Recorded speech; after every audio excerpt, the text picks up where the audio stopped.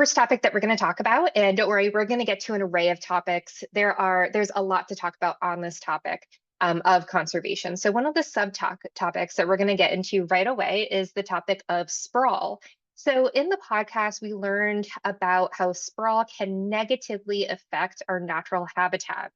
Jay, I was wondering if you can hop in here first and give an overview of sprawl, and then possibly expand on how sprawl affects the Florida wildlife corridor and maybe the natural movements and behavior of Florida wildlife.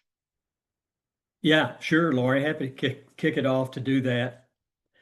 You know, since we were prepared for this question, I did a little bit of search, read a paper or two about the definition of sprawl, and though it can be complicated, I really think that it's boiled down to a few words of unrestricted growth, typically in residential development from urban areas. Everybody probably has their own perspective. All of us being in Florida, we have our perspective on steroids about this. But even though that may be low density residential development that sort of initiates it, the expansion of other kind of services, roads, sewer, water, electricity, broadband these days, stormwater. It's not just residential. It's a potpourri of infrastructure that extends beyond the urban core. And we know that in Florida, that has happened almost across the state. And in Central Florida, it is of particular significance. In January of this year, I gave a talk along with the 1,000 Friends of Florida, and I gave a few statistics, some of which the 1,000 Friends had come up with, and the Fish and Wildlife Commission had come up with a couple, and I'm going to spotlight a couple of those. The 1,000 Friends of Florida had done a study of projecting what growth trends could look like by 2070 if they continued the way they have gone in the last couple of decades. And they found that sprawl could impact another 5 million acres by 2070. Fish and Wildlife Commission had similar data, but what they found was nearly 3 million acres of existing agricultural lands and 2.7 million acres of natural habitat would be lost to development with that trend. One interesting piece of the data is that more than 2 million acres are projected to be developed by 2060, lie within a mile of existing public conservation lands. And I will tell you that encompasses much of what is the Florida wildlife corridor, Laurie, that you mentioned a minute ago. So there's good news with bad there. On the one hand, if we are diligent about the way we protect the Florida wildlife corridor, we can have a significant impact on those 2 million acres and assure their protection. If we're not careful and we lose those 2 million acres, it will compromise not only the projected benefits of the Florida wildlife corridor, but its existing value. So let me hit just one other thing, and one quick thing before I do. So the Fish and Wildlife Commission gave acreages of habitat that had been lost, and it's so impressive. I want to cite a couple. 1.9 million acres of bald eagle habitat lost, 2.3 million acres of Florida black bear habitat, 300,000 for Florida panther, 700,000 acres of gopher tortoise habitat that has already been lost. That's what we need to stem the tide from. So again, this is a perspective from an ecologist, but the consequences from my standpoint can be broken down into several categories. One is the direct loss of natural land or agricultural land, which affect things like biological diversity and, of course, agricultural productivity. Second is indirect loss of habitat, which could put incompatible land uses adjacent to natural lands and affect things like hydrology that impact wetlands that may have been protected. Then there's water quality impacts. There's water quantity impacts that I think we'll probably talk about later. For example, water quantity meaning change in spring or surface water flow, changes to the aquatic environment, habitat fragmentation, and then a litany of others like degradation of air quality, release of sequestered carbon, changes in local climates like urban heat island effect. So it is a massive amount of impacts associated with sprawl. And we all sort of know all of these things.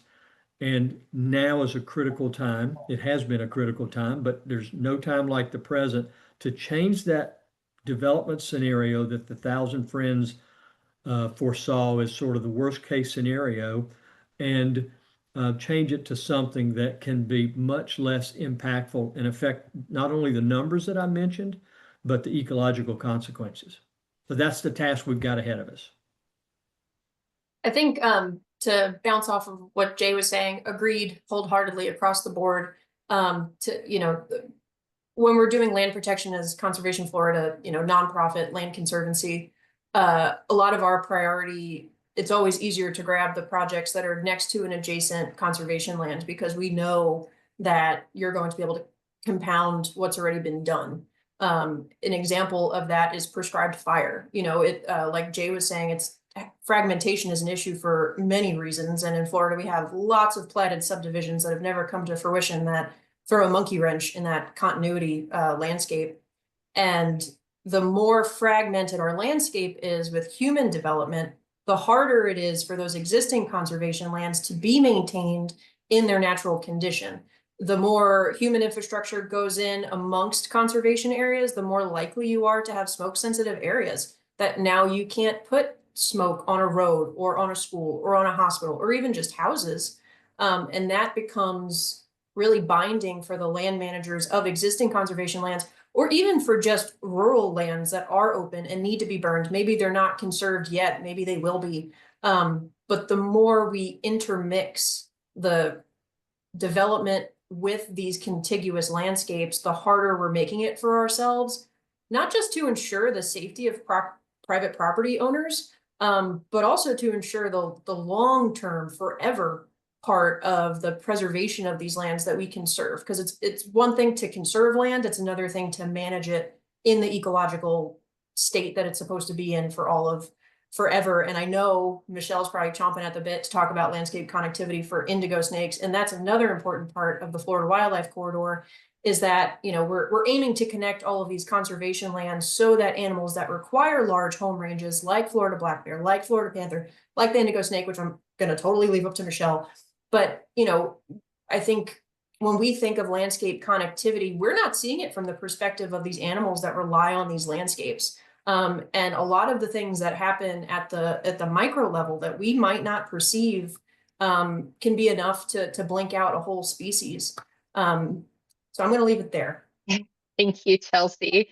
I'm going to ask that Mark hop in here. So Mark, I know that you, the foundation, really works across sectors. So I think that one thing that we talk about often is, Florida's seeing about 1,000 to 1,500 people moving here every single week.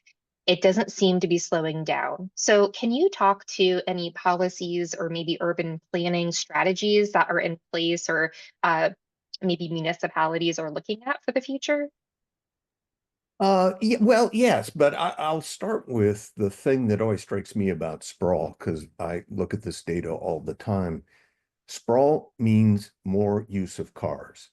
And in a state that's been unable to generate any kind of public transportation up until just about now, we're about to see some of that shortly. What that means is all those people that are moving here are bringing cars with them, and the sprawl creates the need to have to drive further to get to wherever it is you're trying to get to. And so that's something that always catches me. And that impacts policy, not just around the environment, but it impacts economic development policy, it impacts transportation policy. And more recently, it has impacted the ability for Florida's economic development system to work, right? So people look here and they go, well, if you don't have certain things that we need, and by the way, I would put this issue at the top of that, because people are attracted to Florida, not because we're all great looking people who know what we're doing, but they come here because of the weather, and they come here because it's a place where they feel like they'll be able to get outside. And when they get here and find that we don't have really efficient transportation systems and they have to drive a long way, that's something that impacts the numbers of people that come and then go back. So we hear this number all the time of 1,000 to 1,500 people a week moving here. But occasionally we see within a 3 or 4 year period of time, a complete turnover of certain counties in Florida, because people come here, it's wonderful. And then you realize that for like 10 months out of the year, it's 90 degrees and 90% humidity. And if you got to get in the car to go everywhere, after a while, that's not as appealing to you anymore. And so it's just, I'm sensitive to the fact that the very thing that attracts people here can also be something that expels them at the end of time if we can't deal with these simpler problems. Not that the problem's simple, but it's simple to put some actions in place where we might be able to do something with it. And so I think that economically, we don't tie the environment to economics enough. In fact, most of the battles that I hear and some of the the arguments that I'm in the middle of are between people who say you can either have environment or economy, you can't have both. But that's not true, because there are places in the country that have done that and done it pretty efficiently. So thanks, Mark, for bringing perspective to that. And I know that, I saw someone in the chat, RK Kelly, had mentioned that she's really interested in learning how to balance our tourism with our housing development and conservation. Can anyone speak to maybe any solutions they've heard about? Mark, I don't know if you can share. I know that actually, not to talk about another podcast episode, but we did do an episode on housing, and there is an interest in maybe some zoning changes where we can build denser and higher versus out. But other than that, I'm happy to hear from anyone else if you have something to add. Laurie, I will, and this, I don't know if this exactly answers your question, but I was a part of a team last year with Victor Dover of Dover Coal, working for a project for the city of Lake Wales, where he had a sort of re-envisioning of Lake Wales. In fact, he termed it Lake Wales Envisioned. Lake Wales has a municipal service area of 50,000 acres, and that became sort of the study area from which we worked. And my role was to identify a conservation strategy for a portion of that. And we identified 35,000 acres of the 50,000 acres that we said would be called the Big Green Network, and Polk County and Lake Wales would work on different strategies to conserve that land. The parallel effort that Victor and his crew of urban planners and urban designers was to create a different strategy for development that would be thoughtful, planned, strategic, and denser than what is typically happening in Polk County. So the projected growth of Lake Wales might not be substantially less than if you filled up those 50,000 acres, but it would be done on a much smaller footprint, a portion of the remaining 15,000 acres, because some of the remaining 15,000 acres have things like the Lake Wales, and other lakes within the boundaries. So it's not enough just to say, let's have denser development. There needs to be a broader plan for how that fits in within the construct of existing conservation plan and zoning and land use. And all of that was part of the strategy that we implemented for the city of Lake Wales. Then you have to have a council or a commission that owns it, commits to it, and does so over time, perhaps as politics change, as the council members and commissioners change. I live in Seminole County. Just one other thought about that, because this has been in the local and state politics. A shout out to the 25 years of commissioners in Seminole County that defined a rural boundary 25 years ago. In fact, my firm at the time had the project to define that boundary, and they don't change it. The rural boundary doesn't get higher densities than agricultural zoning and 1 unit per 10 acres or something like that. You cannot give a variance to that if you're going to meet objectives for agricultural and conservation lifestyles. So there are definitely plans in place that promote growth in a strategic, directed fashion that still can proceed while protecting as a priority the natural environment.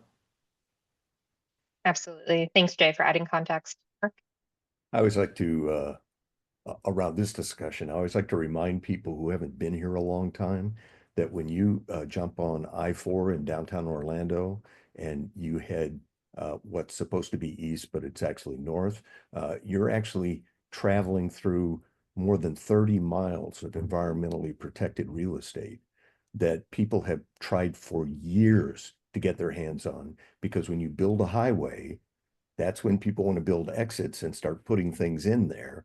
And we've managed to protect it. But if, to Jay's point, if people aren't paying attention, you could easily get to a point where people would go, well, that's the only place to build something. We should take some of it and do that. So it's just a good idea to always remember that there's lots of protected real estate around you, and you may not know it. And your elected representatives may not know it. That's a good point. We're going to get to the topic of land acquisition in a moment. I do want to take a second to pull Michelle in here to talk about not hers, but the Central Florida Zoo's Indigo conservation program. Recently, I saw that there was a release, and I think you actually shared that there might have been 2 releases. So Michelle, could you briefly share what a release is like for you? And then what are the next steps? How do you follow up and follow through after a release? Yeah, of course. And you're right, Chelsea. I was totally chomping at the bit when it comes to prescribed fire and road expansion and everything else, because all of those things definitely impact the survival of the eastern indigo snake throughout its entire range. But yeah, so in April, end of April, we had a eastern indigo snake release in North Florida. That's at the Nature Conservancy's Apalachicola Bluffs and Ravines Preserve, Liberty County. And first week of May, we had a indigo release in southern Alabama. So we had those 2 reintroduction sites. The first one that started in 2010 was that southern Alabama site. And so this year, we had 44 snakes that were released there, which brought the number to 328 individuals that were released at that site in the Conecuh National Forest. And the second release site, which began in 2017, we released snakes annually there as well. And this year brought that, we had 42 snakes released there, and it brought the number up to 209 individuals. So we're working every year to put more snakes onto the landscape. So I work primarily in the Panhandle site at the Apalachicola Bluffs and Ravines Preserve. So that is a site that is owned by the Nature Conservancy. It's about, I have it written down somewhere, but it's right under 6,500 acres. And that land has been restored back to that longleaf pine savanna ecosystem. So the site is very unique in the sense that it has different habitats that the eastern indigo snakes can utilize. So it has that wiregrass savanna habitat that, if you listen to the podcast, Dr. Bogan actually explained, where it has the wiregrass, a good number of gopher tortoises and their burrows, which help the eastern indigo snake to overwinter during the fall and winter months when it gets a little bit cold. And then it has really neat transitional slopes down into ravine systems that the indigo snakes tend to use when it gets a little bit warmer. They can go down there and forage, find other snakes to eat while they're in those systems.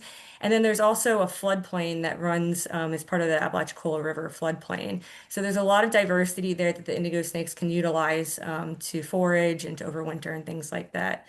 So after we release indigo snakes on that site, we go out and we have to monitor them. So our permitting and the regulations for eastern indigo snakes require that when we're doing a reintroduction project like this, we actually have to go out and look for the animals and give an update on how the animals are surviving, how they're utilizing the landscape, and that type of thing. So we go out and we look for them.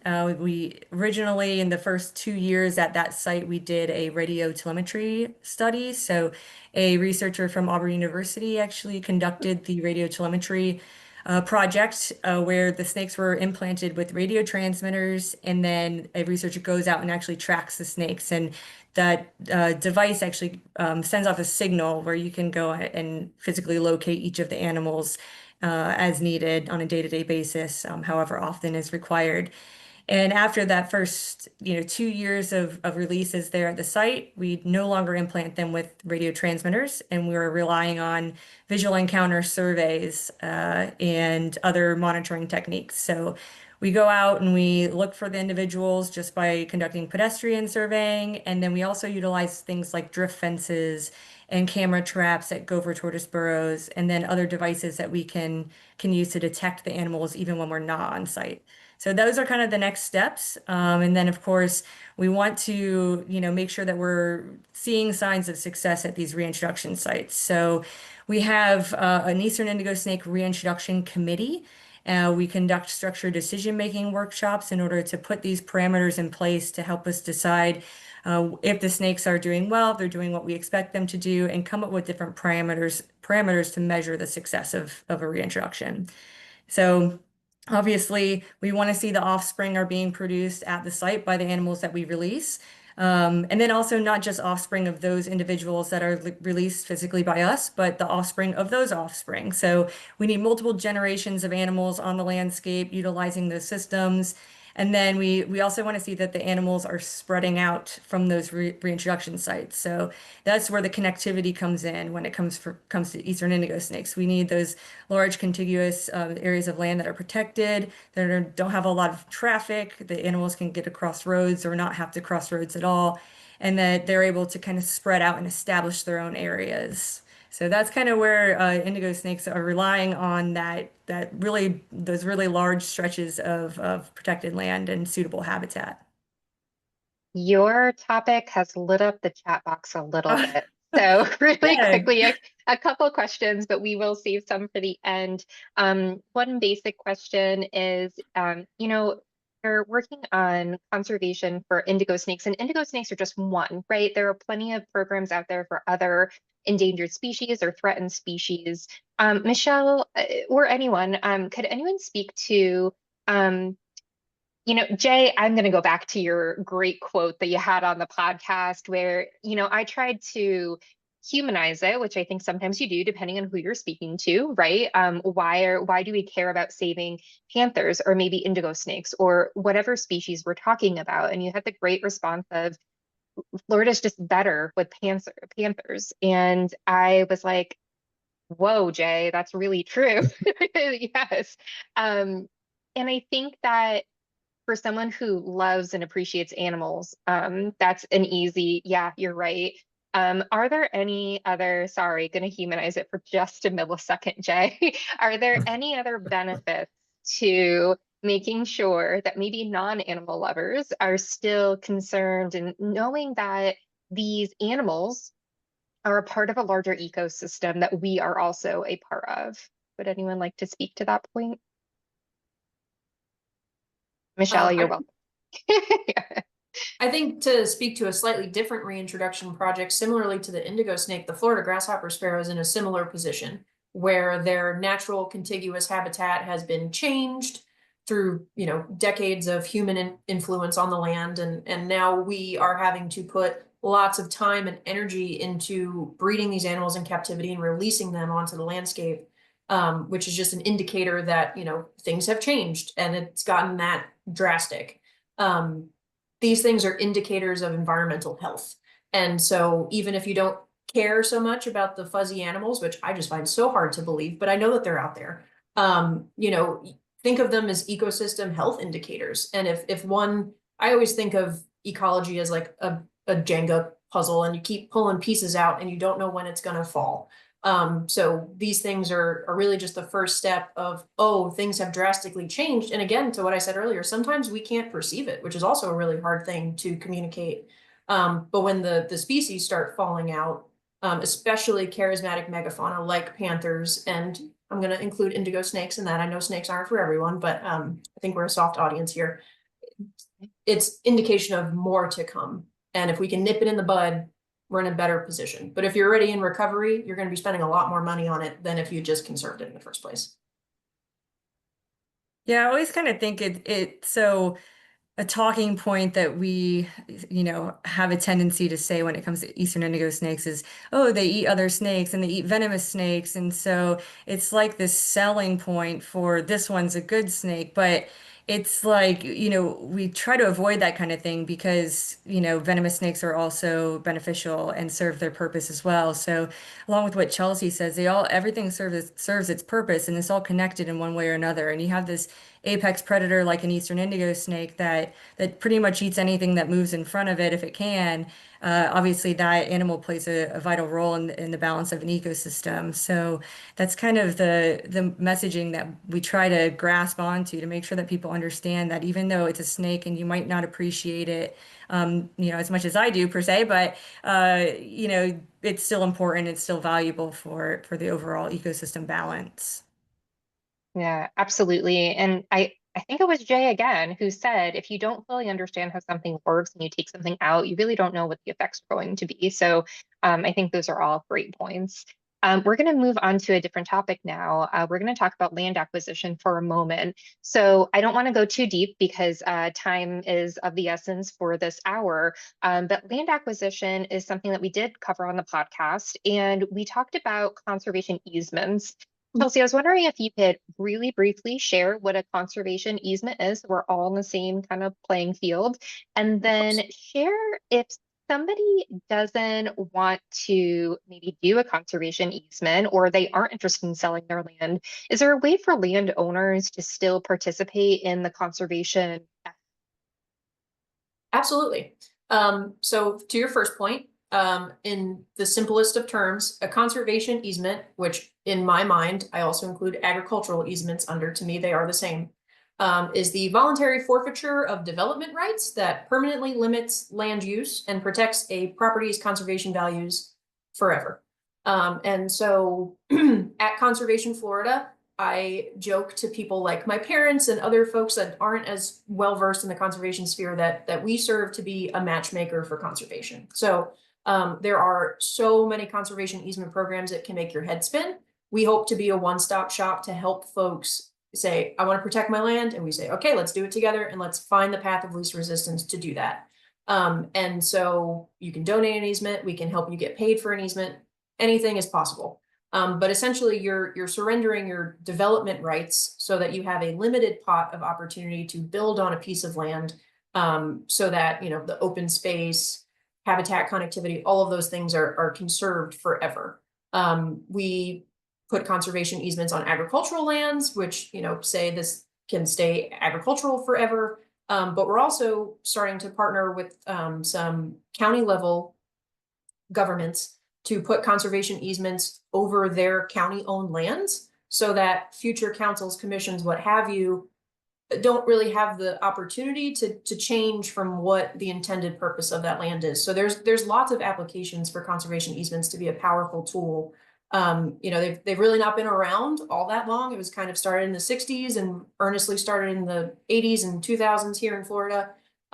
So they're newer, I would say, to the scene, but we've already seen so much application of that in the preservation of wild Florida in the last 25 years or so. And we've been around for the whole ride. We were founded in 1999, and we now have almost 14,000 acres of easements. And can you remind me about the second part of your question? Oh, if you don't have land, yes. Yeah. So not all land is suitable for a conservation easement. We try to always make it work if someone is interested. However, not everyone has hundreds to thousands of acres of land to significantly directly contribute to conservation. If you're not in that boat, I would say that, obviously donations make our world go round. As a nonprofit, we can't do any of this work without help from our supporters. Volunteering is also an opportunity. We also will accept donations of land that aren't suitable for conservation, under the understanding that we would be able to sell that land and put that into a pot of money that allows us to buy conservation land elsewhere. The thing that really inspires me to continue this work in Florida, because it's not always good days, is that Floridians love conservation. And there is more demand for conservation than there is currently money available to support. So the more baskets that we can have that allow us to meet that demand really is what is going to facilitate us to keep up with that development rate.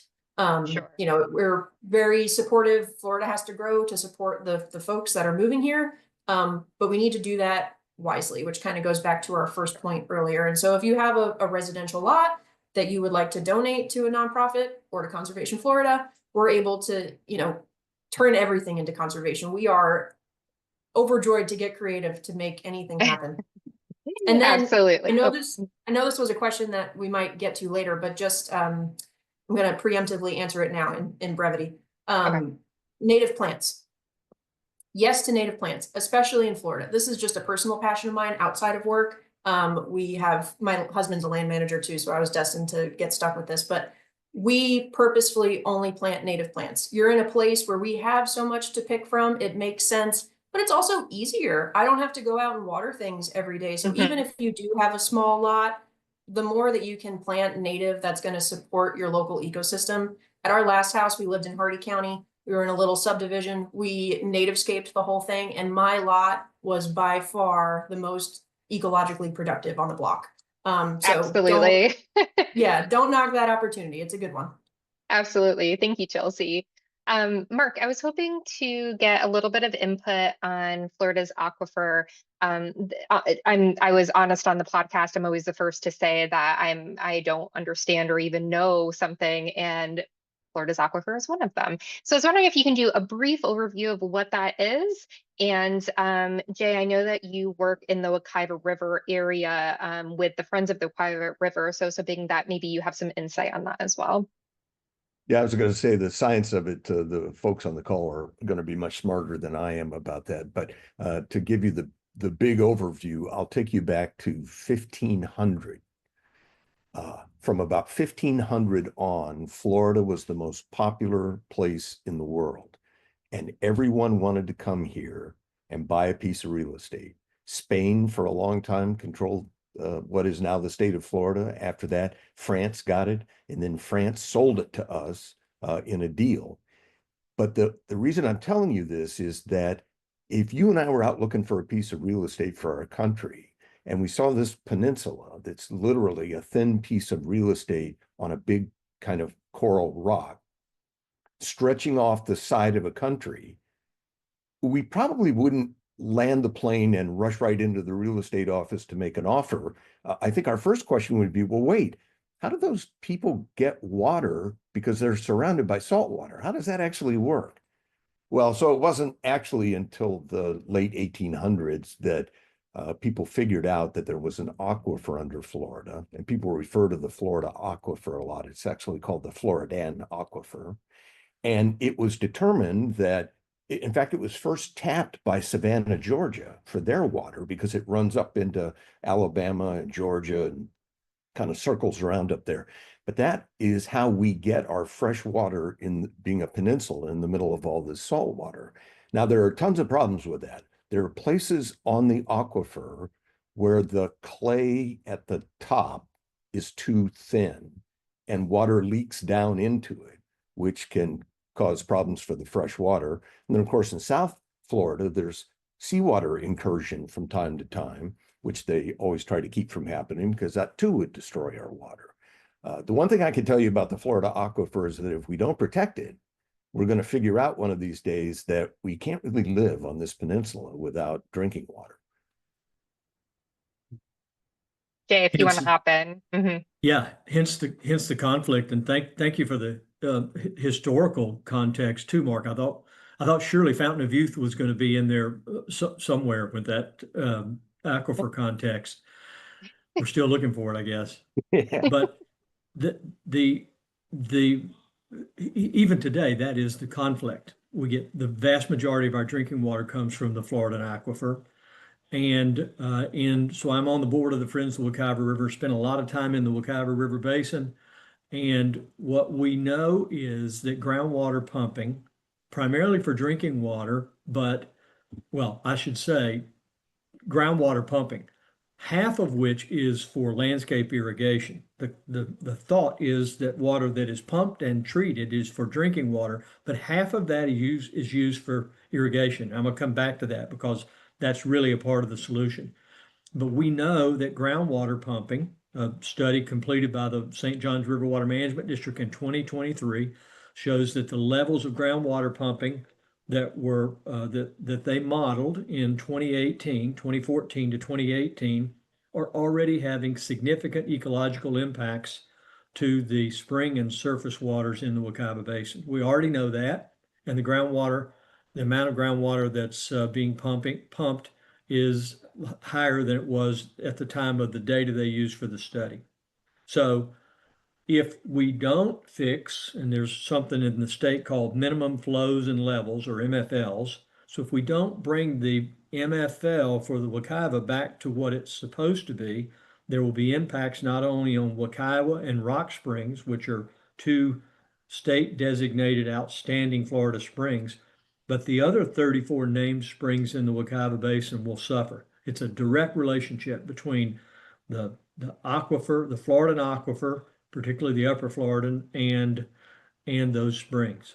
So, I'll jump to the what do we do? That 50% of the water that's being used to irrigate landscapes, if we could conserve just half of that, in addition to doing other things maybe inside the building, we could make up for the difference and even allow new development to occur with those same restrictions on particularly the use of groundwater for irrigating landscapes. And Chelsea hit on a piece of that earlier with native landscapes that don't need the same kind of irrigation. That's got to be a key to this over the long term. And the foundation did some research, it's been 3 or 4 years ago now, in which we were trying to delve into what people really understood about environmental issues generally.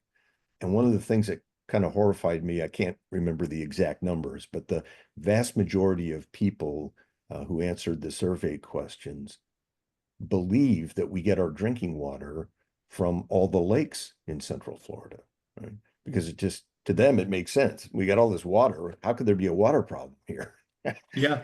Yeah, so that whole groundwater and falling water from the sky thing is a difficult thing, I think, for people who don't have any basis in the science to figure it out. And if you move to a place that you love, like the Spaniards and the French, but you don't have any idea how it actually operates, and in both the cases of them historically, they moved here because they loved the weather, but they wanted to turn it into the place they came from. And so when they got here and tried to do that and it didn't work out, they eventually left or sold it or did something else with it. And so Florida's got this long history of people who love it, but they don't know why they love it, and they don't know how what they love actually happens. Yeah, that's a great point. Absolutely, Mark. Well, we have about 10 minutes for Q&A, so we're going to treat this as a speed round. The first question that I wanted to throw out there was that on the podcast, we often talked about public nonprofit partnerships. We really didn't talk about private businesses and private sector and how they kind of have a piece of this. And would anyone want to expand upon how the private sector fits into the conversation on conservation?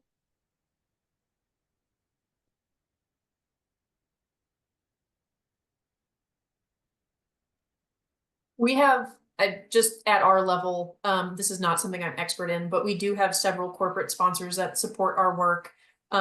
If it's, tangential to what they do, or if it isn't, and it does help us move our mission forward. So it is for us and our operational needs, that helps alleviate the burden so that we can be out there doing the work and that we can do it at the capacity that we want to be doing. We spend a lot of time fundraising, and we really appreciate our corporate sponsors for their support. Yeah, I could touch on that too. The Indigo Reinstruction Project has numerous partners. We have anywhere from universities to state and federal partners and other NGOs that are involved in this project. So a lot of us, we work together on permitting, we work together on grant support. A lot of times we do multi-organization grant proposals and stuff in order to benefit everybody that's working on the different parts of the project. So those partnerships for us are extremely important to make sure that we have the funding, we have the expertise, and the experience to make sure that we're doing everything properly for the reinstruction program. Yeah, that was actually Dr. Bogan really stressed he actually tried to name off all the partners and it got so long. I was like, this is going to be the whole podcast episode, so we can't keep it. But it was just underscored all the collaborations that are going on within this space. So absolutely. And I would just add to that, Laurie, that all of our tourism partners in town have environmental components to what they do, either tied to something they're doing, or we were just talking at the foundation the other day, the program that Disney does to recycle glass to make sand for all the beaches on their property in an effort to make certain that they can be self-sustaining and that they don't have to go out and dig up real sand and bring it in, because that might create havoc for somebody else. But the understanding that they have figured out how to do these things and now they can share them. And all of them, to my knowledge, Universal, Disney, SeaWorld, are all open to sharing whatever environmental things they figured out with anybody who wants to look at them. Yeah, that glass program is pretty impressive. I've heard Sandy on our team talk about it before, so absolutely. We did have a question that came in during the webinar that was talking about data as it relates to ecotourism. I think we can probably expand that question a little bit to talk about data in general. Can anyone speak to any database that does exist, or where do we get our data? Where do we share our data? Is there any insight anyone can share on that?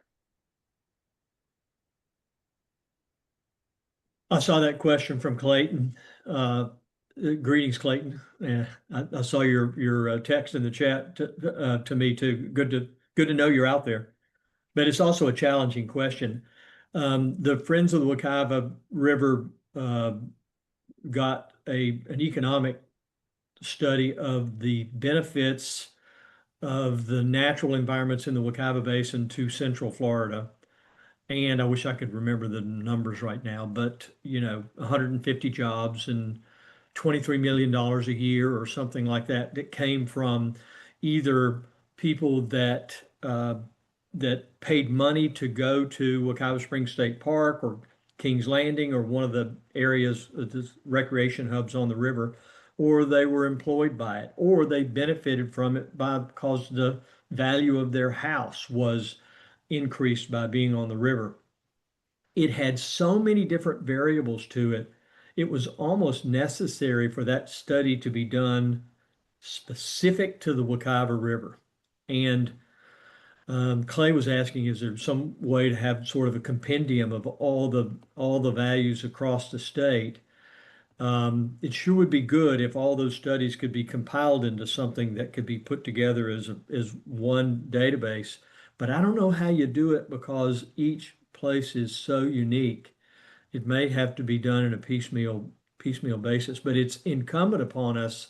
Probably something that we need to think about offline, because at every juncture when there's some thought about reducing funding, we have to justify it through some sort of revenue generation part of the natural lands. So, it sounds like Clayton's been involved with that in Tallahassee, and it's something that warrants further discussion, no doubt. I agree. I would really love to see, we have an agricultural census that comes out every 10 years or so. It would be so powerful to quantify our work with some kind of conservation census that does show things like, jobs within this county that were created because of all these conservation lands. I come from an odd cohort. I'm not from Florida. I've moved here to be a conservationist. I didn't plan to stay, but there's so much opportunity for conservation here. It's kept me. I've worked my entire career. I've bought a house, all based on funding that has come directly from conservation, one way or the other. So other than the tourism abilities, there's also just money from the bountiful work that is here. And almost all of my friends in Florida are cut from the same cloth. So we're a significant group, and I would really love to see that all in one place so that we could quantify it, because I think it would be really powerful numbers. Plus, We're a living laboratory. That'd be a great recruitment for economic development. Let's bring more people here to do the work that needs to be done and build the database. Yes, yes. Yeah.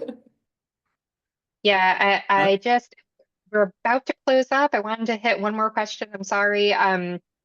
We do have some questions about philanthropy, and I want to take a step back here a little bit, outside of just donations. Donations are powerful, funding is powerful, but I think philanthropy, especially in Central Florida, we do have a pretty strategic group of people who give and think about their philanthropy. Mark, I was wondering if you could share a little bit about if somebody is looking to support organizations in this space, other than traditional, transactional giving, what are some other maybe tips you can give or some perspective to give on how a philanthropist can really make an impact? Yeah, look, I think the key is to pick the space that you have an interest in and then don't make it too narrow, right? Because everything that you have an interest in might be touched by three other things. So if you can get to a space that you're interested in, there are plenty of organizations here that you can connect with and talk to. And then thinking not like a donor, but more like an investor, making an investment to get to an outcome. So look, everybody needs some programmatic money, and I'm not against retail philanthropy, but it is important that not everybody try to write a check for everything that everyone asks for. It's important that we create capital. And I will say that's what the Central Florida Foundation is here for. Our job is to make community capital available to people who need it. And so the difference between capital and revenue is when you're getting money to do the thing you want to do. Capital is when you're getting money to build out the thing you need to do, or to bring the people together to get done the thing you're trying to need to do. And that takes philanthropy in its purest sense as risk capital and investment, not as revenue capital. Yeah, thanks for putting that into perspective. I know that when I was, this is kind of going off on a slight tangent, but when I was talking to Dr. Bogan, what really struck me was the ability of the Central Florida Zoo to try out new things. And there is this sense of you're working in a lab almost of, here's a problem. How can we strategically think about this and how can we solve this problem? And it reminded me of the foundation, to be honest. Not that we have snakes here. Half our staff would quit. But we have a lot of problems that need interesting, creative solutions. And a lot of what we do is convene across sectors and bring people together, kind of like we're doing right now with this webinar. You guys are all in the field working and bring such great insight. And I know the two, organizations, Conservation Florida and Central Florida Zoo and Botanical Gardens and the OCIC do really important work. And the Friends of the Wekiva River went down a rabbit hole on their website after I had met you, Jay. So I know that there's a lot of great work happening here in Central Florida. I wanted to take a moment to ask if any of the panelists had a final word. We have about 3 minutes, so that means you get about 30 seconds if you had anything to share before we log off. And thank you all for in the chat. It was a very cool to have the chat flow in. We don't normally do that, but that was cool. Chelsea? I just want to say thank you to all of the participants today. There's so many ways you can spend your time. So thank you for listening to us. I just appreciate that Florida cares about conservation because like I said earlier, on the hard days, that's what keeps me going. Yeah, thank you also from me for including me and listening to the Indigo project and everything. And I know sometimes snakes can be a hard thing to get support for. So appreciate everybody's support and conservation in our reintroduction program for sure. I was just thinking, were you about to say snakes a hard time to wrap your head around or something? I envisioned Yeah, I was There gonna was say a something like connection that. I don't there. know about that metaphor, Michelle. Bad choice of words. Laurie, one thing I frequently worry that we are too often preaching to the choir. So I would just ask that everybody involved with this dialogue make sure that discussing conservation and maybe even some of the solutions we talked about today are a part of how you converse with others and how you try to influence beyond those who have already drunk the Kool-Aid. So how do we expand to a group of people that may have either less concern, less knowledge, or less empathy for the environment?